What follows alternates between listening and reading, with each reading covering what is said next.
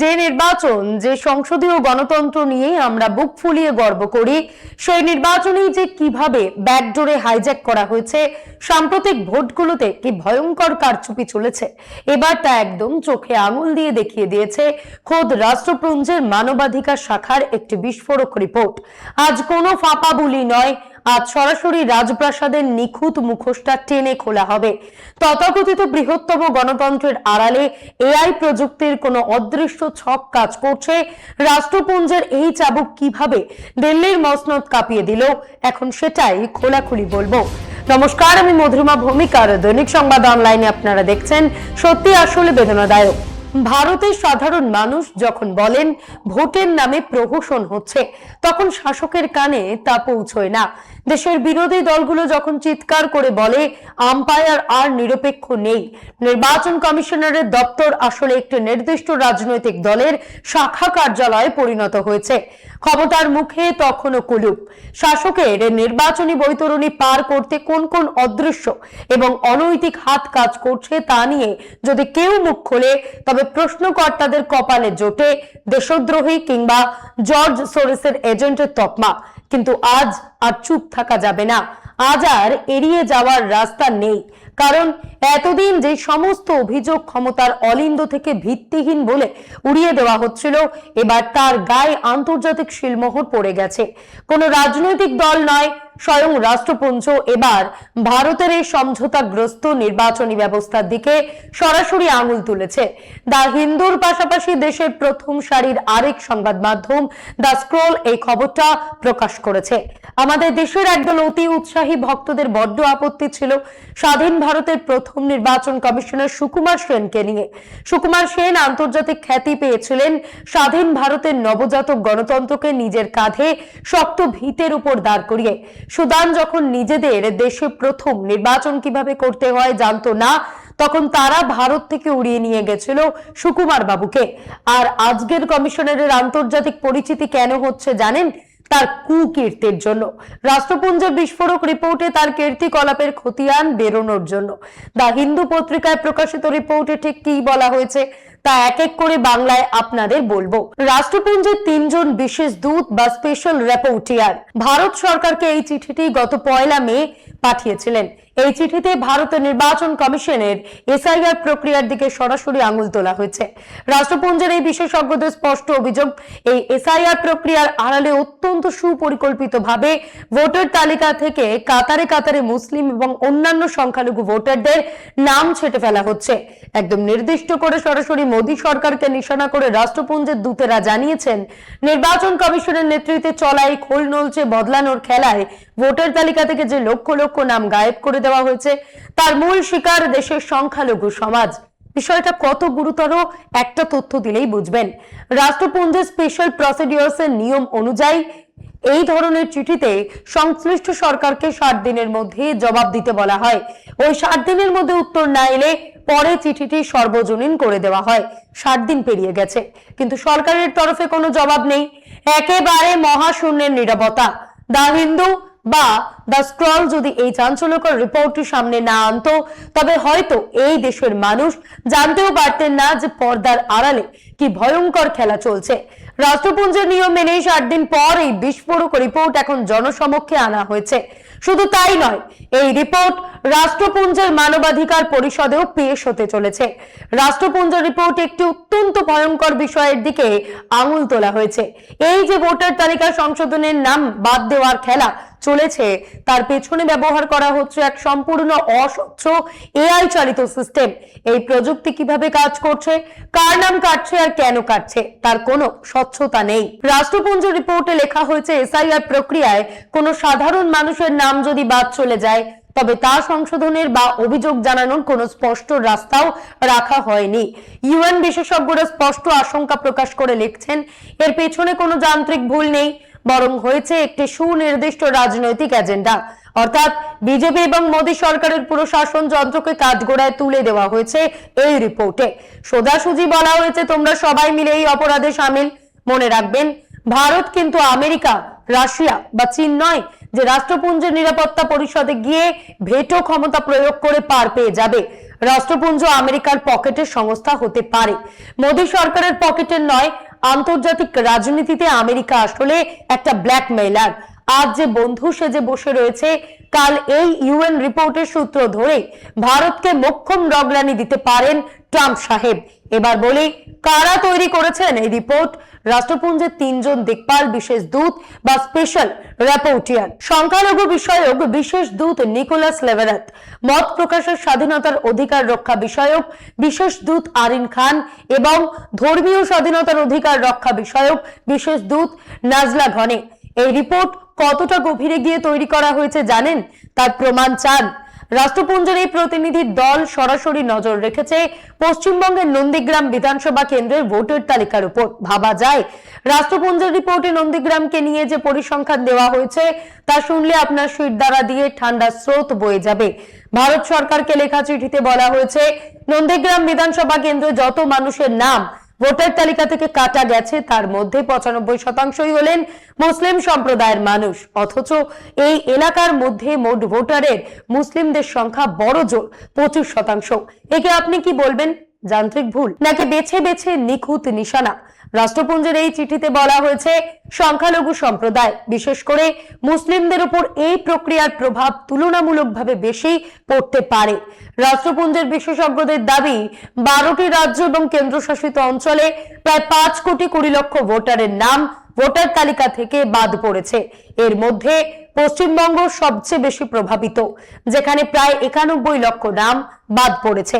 বর্তমান এসআইআর এর তৃতীয় পর্যায়ে চলছে 16টি রাজ্য এবং 3টি কেন্দ্রশাসিত অঞ্চলে। চিঠিতে রাষ্ট্রপুঞ্জের তরফে অভিযোগ করা হয়েছে, অনেক ভোটারের নাম বানানের সামান্য ভুল বা নথির ছোটখাটো অসঙ্গতির কারণেও বাদ পড়েছে। পাশাপাশি সংখ্যালঘুদের বিরুদ্ধে কিছু রাজনৈতিক নেতার বৈষম্যমূলক বক্তব্য এবং আপিল নিষ্পত্তির জন্য ট্রাইব্যুনালকে পর্যাপ্ত সময় না দেওয়া নিয়েও উদ্বেগ প্রকাশ করা হয়েছে। আর ঠিক এই জায়গাতেই এন্ট্রি হচ্ছে দেশের কেন্দ্রীয় স্বরাষ্ট্রমন্ত্রী অমিত শাহের।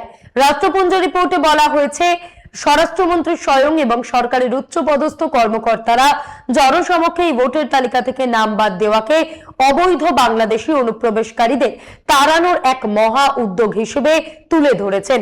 রাষ্ট্রপুঞ্জের বিশেষজ্ঞরা এই বয়ানের তীব্র বিরোধিতা করে বলেছেন, এটি আসলে বৈধ ভারতীয় মুসলিম নাগরিকদের বিদেশি বলে দাগিয়ে দেওয়ার এবং সাধারণ মানুষের মনে বিভ্রান্তি তৈরি করার এক চরম বিপজ্জনক কৌশল।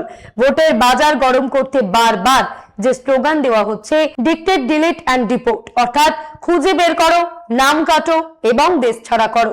রাষ্ট্রপুঞ্জের এই রিপোর্টে তার তীব্র নিন্দা করা হয়েছে।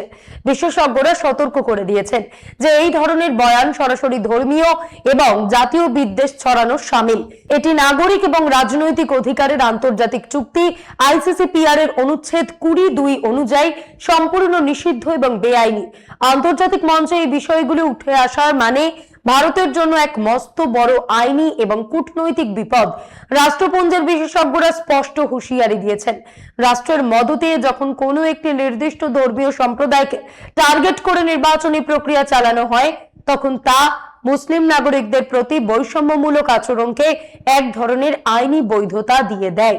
এটি আন্তর্জাতিক বর্ণ বৈষম্য দূরীকরণ সনদের অধীনে ভারতের যে দায়বদ্ধতা রয়েছে তাকে বুড়ো আঙুল দেখানোর সমান। আমাদের প্রধানমন্ত্রী যখনই বিদেশ সফরে যান, বিশ্বমঞ্চে দাঁড়িয়ে বুক ফুলিয়ে কি বলেন? বসুধৈব কুটুম্বকম, অর্থাৎ গোটা বিশ্বই আমাদের পরিবার। মুখে বিশ্বজনীন প্রেমের এই বাণী, অথচ দেশের ভেতরে আদানি এবং অন্য কোনো অস্বস্তিকর বিষয় প্রশ্ন উঠলেই মুখে কুলুপ। আপনাদের বোঝার সুবিধার্থে খুব সহজ করে বলি, এই বিশেষ দূতেরা সরাসরি কাজ করেন রাষ্ট্রপুঞ্জের মানবাধিকার পরিষদ বা UNHRC-র অধীনে। এদের মূল কাজই হলো পৃথিবীর কোথাও মানবাধিকার লঙ্ঘিত হচ্ছে কি না তার উপর নজর রাখা, তদন্ত করা এবং রিপোর্ট তৈরি করা। আর মানবাধিকার লঙ্ঘন মানে শুধু কাউকে মারধর করা নয়, এর পরিধি অনেক বড়। সবচেয়ে মজার বিষয় হলো, রাষ্ট্রপুঞ্জের এই বিশেষ দূতেরা কিন্তু রাষ্ট্রপুঞ্জের নিজস্ব কোনো স্থায়ী কর্মচারী নন।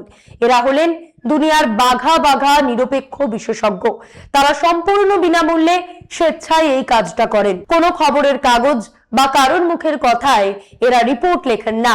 এদের প্রতিনিধি দল নির্দিষ্ট এলাকায় যায়, নিজেদের চোখে পরিস্থিতি খতিয়ে দেখে, তথ্য পরিসংখ্যান সংগ্রহ করে, তবেই খসড়া তৈরি করে। এরা নজর রাখেন মূলত মত প্রকাশের স্বাধীনতা, মানবাধিকার রক্ষাকারীদের নিরাপত্তা এবং সেই দেশের শাসনতান্ত্রিক কাঠামো অর্থাৎ ভোট প্রক্রিয়া কতটা স্বচ্ছ তার উপর। ধর্মীয় স্বাধীনতা থেকে শুরু করে নাগরিক অধিকার সবকিছুই এদের আতশ কাচের তলায় থাকে। আর এইবার এই আন্তর্জাতিক বিশেষজ্ঞদের পুরো ফোকাসটাই এসে পড়েছে ভারতের নির্বাচন কমিশনের ভোটার তালিকা সংশোধনের উপর। আমরা নিজেদের মুখে বলি বিশ্বের বৃহত্তম গণতন্ত্র, কিন্তু সত্যিই কি আমরা আমাদের নাগরিকদের ন্যূনতম অধিকারটুকু দিচ্ছি?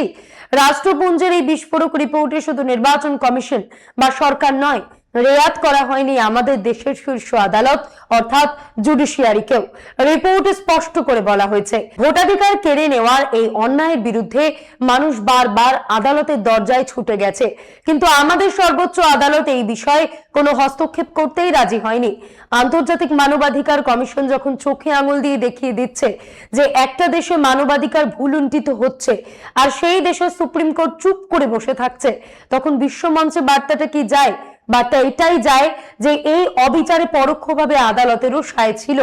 2024 থেকে শুরু করে 2026 সালের এই নির্বাচনগুলোতে বিজেপির মূল প্রচারের বিষয় ছিল অনুপ্রবেশকারী, কিন্তু বিগত এক দশকে নরেন্দ্র মোদীর সরকার ঠিক কতজন অনুপ্রবেশকারীকে দেশ থেকে বের করেছেন? সেই খতিয়ানটা কোথায়? পরিসংখ্যান বলছে মনমোহন সিং এর কংগ্রেস সরকার প্রচার না করে এর চেয়ে অনেক বেশি অনুপ্রবেশকারী তাড়িয়েছিল। এই দেশে অনুপ্রবেশকারী কে? তা কি কোনো আইনি প্রক্রিয়ায় ঠিক হচ্ছে? না, তা ঠিক করছে বজরং দল, বিশ্ব হিন্দু পরিষদ বা আরএসএস এর মতন কিছু সংগঠন। আর ঠিক এই কারণেই রাষ্ট্রপুঞ্জের বিশেষ দূতেরা এবার ভারত সরকারের কাছে 7টি সুনির্দিষ্ট এবং অত্যন্ত সংবেদনশীল বিষয়ে বিস্তারিত জবাব চেয়েছেন, যার মধ্যে প্রথম দুটি পয়েন্ট শুনলে বুঝবেন আন্তর্জাতিক চাপ কাকে বলে। প্রথমত, এই ভোটার তালিকা সংশোধন বা এসআইআর প্রক্রিয়াটি আন্তর্জাতিক মানবাধিকার সমস্ত নিয়ম মেনে করা হয়েছে কি না তা প্রমাণ দিতে হবে। দ্বিতীয়ত, ভোটার তালিকা থেকে যাদের নাম বাদ দেওয়া হয়েছে ধর্ম এবং জাতিভিত্তিক তাদের আলাদা আলাদা পরিসংখ্যান বা কাস্ট অ্যান্ড রিলিজিয়ন ডেটা রাষ্ট্রপুঞ্জের হাতে তুলে দিতে হবে। বিশেষজ্ঞরা সাফ জানিয়েছেন, যদি ভারত সরকারের কাছে এই নির্দিষ্ট পরিসংখ্যান না থাকে তবে কেন নেই তারও স্পষ্ট কৈফিয়ত দিতে হবে। রাষ্ট্রপুঞ্জের এই বিশেষজ্ঞরা আন্তর্জাতিক আইনের দোহাই দিয়ে মোদী সরকারকে মনে করিয়ে দিয়েছেন, আইসিসিপিআর এর 25 নম্বর অনুচ্ছেদ অনুযায়ী দেশের প্রতিটি নাগরিক কোনো প্রকার বৈষম্য বা অনুচিত বাধা ছাড়াই ভোট দেওয়ার অধিকার পান। আর এর 27 নম্বর অনুচ্ছেদটি সরাসরি সংখ্যালঘুদের নিজস্ব অধিকার রক্ষা করার কথা বলে। রাষ্ট্রপুঞ্জের বিশেষজ্ঞরা পরিষ্কার সতর্ক বার্তা দিয়েছেন, এই এসআইআর প্রক্রিয়ার প্রশাসনিক জটিলতাগুলো সুপরিকল্পিতভাবে কেবল মুসলিম নাগরিকদের উপরেই সবচেয়ে বেশি আঘাত হানছে। ভোটার তালিকা সংশোধনের জন্য সময় দেওয়া হলো নামমাত্র, এআই কিভাবে কাজ করছে তা রাখা হলো সম্পূর্ণ কুয়াশায়। আর এর সবচেয়ে বড় মাসুল গুনছে এই দেশের অর্থনৈতিক এবং ভাষাগতভাবে পিছিয়ে পড়া প্রান্তিক মানুষগুলো। রাষ্ট্রপুঞ্জ স্পষ্ট ভাষায় জানিয়ে দিয়েছে, এই অস্বচ্ছতা আসলে আন্তর্জাতিক মানবাধিকার আইনের চোখে একজন নাগরিকের ভোটাধিকারের উপর অন্যায় এবং বেআইনি নিষেধাজ্ঞা চাপানোর শামিল। রিপোর্টের শেষ লাইনে যে মোক্ষম চালটি রয়েছে তা এবার শুনুন। সেখানে স্পষ্ট বলা হয়েছে, এই নোটিশ পাঠানো 60 দিন পার হওয়ার পর এই রিপোর্ট এবং এর জবাবে ভারত সরকার যদি কোনো বয়ান দিয়ে থাকে সেই সমস্ত কিছুকে আন্তর্জাতিকভাবে জনসমক্ষে আনা হবে। শুধু তাই নয়, গোটা বিষয়টিকে রাষ্ট্রপুঞ্জের মানবাধিকার পরিষদের নিয়মিত রিপোর্টিং প্রক্রিয়ার অন্তর্ভুক্ত করা হবে। তাহলে হিসেবটা কি দাঁড়ালো? গণতন্ত্রের যে উজ্জ্বল আলোটা আমরা দুনিয়াকে দেখাই তার নিচে আসলে এআই প্রযুক্তির এক অন্ধকার ছক লুকিয়েছিল। কিন্তু মনে রাখবেন, দিল্লির মসনদ যতই শক্তিশালী হোক না কেন, আন্তর্জাতিক আঙিনায় কিন্তু এই ডিটেক্ট, ডিলিট অ্যান্ড ডিপোর্টের খেলা সহজে পার পাবে না। রাষ্ট্রপুঞ্জের এই চাবুক সিইসির মুখোশটা আজ টেনে ছিঁড়ে দিয়েছে। এবার বিশ্বমঞ্চে জবাব দেওয়ার পালা।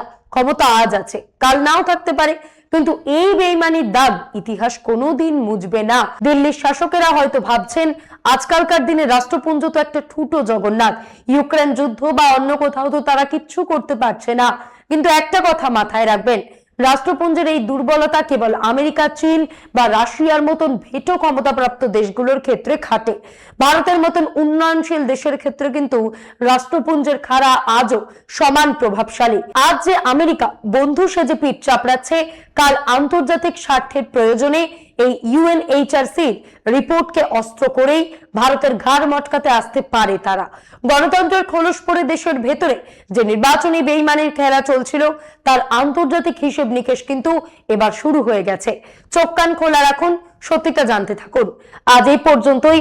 এমন আরো বিষয় জানতে অবশ্যই সাবস্ক্রাইব করুন, লাইক কমেন্টে শেয়ার করুন। দেখতে থাকুন দৈনিক সংবাদ, শুধু না আমি যথেষ্ট।